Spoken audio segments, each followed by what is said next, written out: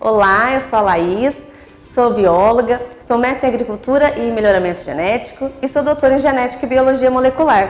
E hoje eu vim falar para vocês sobre esse tema fascinante que é o melhoramento genético de plantas. Então a gente vai falar sobre o que é o melhoramento, como ele funciona e qual a importância dele, tanto para a agricultura quanto para o meio ambiente. Então seja bem-vindo ao nosso canal e vamos lá! Então, primeiro, o que é o melhoramento genético de plantas, né? Então, o melhoramento ele é um processo onde a gente utiliza seleção e cruzamento entre plantas com características interessantes para a agricultura, por exemplo. Então, como resistência a pragas e doenças, adaptação a climas secos, a chuvas, a geada e também maior produtividade. E características importantes também, como aumento de vitaminas, também nas plantas, também pode ser melhoradas nas plantas, tá? Então, e esse processo de melhoramento genético, ele existe há muito tempo, desde o início da agricultura, porque os agricultores eles já selecionavam plantas que tinham características mais interessantes para eles. Então as plantas, por exemplo, que são cultivadas no Brasil, a maioria delas, são vindas do exterior, são culturas vindas de fora. Então, só o processo de adaptação dessas plantas aqui, desde os primórdios, já é um processo de melhoramento, tá? Então, quando a gente fala, apesar de parecer uma coisa muito avançada, não é, ela existe desde sempre da agricultura. Então, e como é que isso é feito, né? Então, a primeira parte, vamos pensar que existem plantas que o melhorista, né, o pesquisador ou o próprio agricultor tem interesse. Tá? Como alguma cultivar com maior produtividade. Vamos pensar no milho, por exemplo. Ele é mais produtivo. Então, você vai utilizar uma planta mãe e uma planta pai e vai polinizar como se fosse uma abelha mesmo, fazer um trabalhinho de abelha, por exemplo. Polinizar a planta mãe com pólen da planta pai.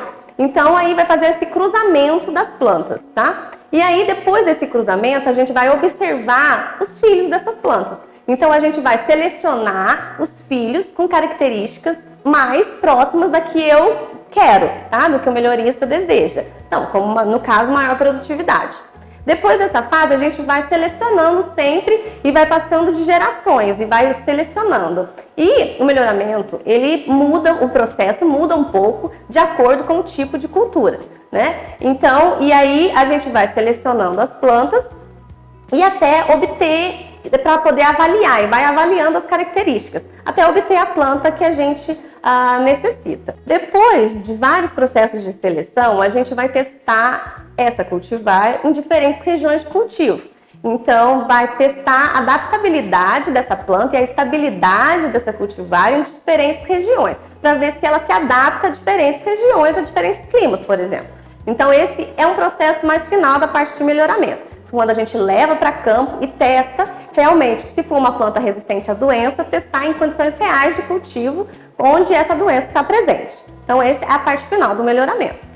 Então, como eu falei, dependendo do tipo de planta, do tipo de cultivar, pode demorar muitos e muitos anos para uma variedade nova ser lançada. Então, variedades de ciclo mais curto, uma cultivar, por exemplo, uma cultivar de ciclo mais curto como feijão, o processo é mais rápido. Mas uma cultivar como, por exemplo, o café, como a planta de café, é uma planta que demora muitos anos para crescer, né? Então, o processo de melhoramento é mais devagar e demora muitos e muitos anos para ser lançada uma nova variedade de café.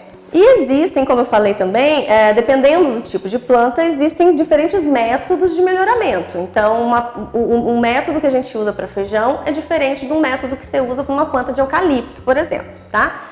Mas aí a gente não vai entrar em tantos detalhes agora nesse vídeo. Mas só um processo, como eu falei, desde os primórdios os agricultores selecionam plantas. Então, se você tiver uma produção e observar que ali no seu plantio existe alguma planta que tem uma característica mais interessante, o agricultor pode selecionar essa planta, né, e tentar usar essa planta num processo de hibridização, como eu falei, de cruzamento com outras plantas, né? E aí obter a progênie, né, os filhos a nova geração com as características desejáveis.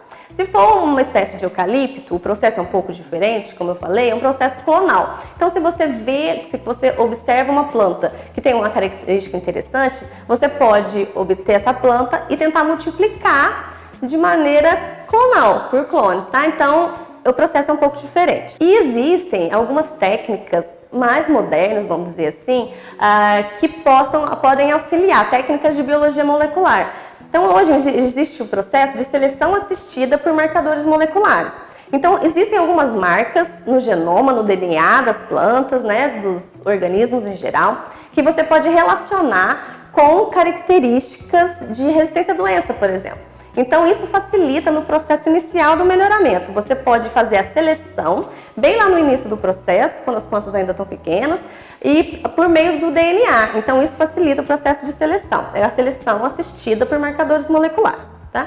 E hoje em dia existem técnicas mais modernas aí de engenharia genética que ajudam no processo, né, de melhorar as características da planta. Então, que a gente pode abordar em outros vídeos, que são técnicas de engenharia genética como edição gênica por CRISPR ou silenciamento gênico, que vem aí para ajudar a facilitar essa potencialidade do melhoramento genético, né, essa capacidade do melhorista de melhorar as características das plantas. E esse processo de melhoramento genético, nos tempos atuais, eles contribuem para a segurança alimentar, por exemplo. Garantindo, por exemplo, uma planta com mais produtividade, garante mais alimento para a população.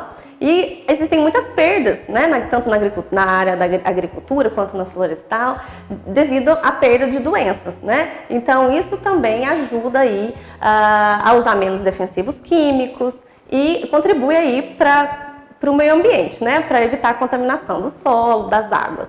E no caso, por exemplo, de mudanças climáticas, no contexto das mudanças climáticas, é importante porque a gente pode fazer, por exemplo, melhorar plantas de eucalipto, clones de eucalipto, para tornar ele, além de mais produtivo, que permitam que ele, por exemplo, sequestre mais carbono, né? E aí ajude nesse sequestro de carbono a evitar, a mitigar, vamos dizer assim, as mudanças climáticas. Então, se agora que você já conhece um pouquinho mais das técnicas de melhoramento genético e da importância dele, continue seguindo o nosso canal, porque terão vídeos novos sobre esse processo e muitos outros, tá? Com mais detalhes, se vocês tiverem interesse também.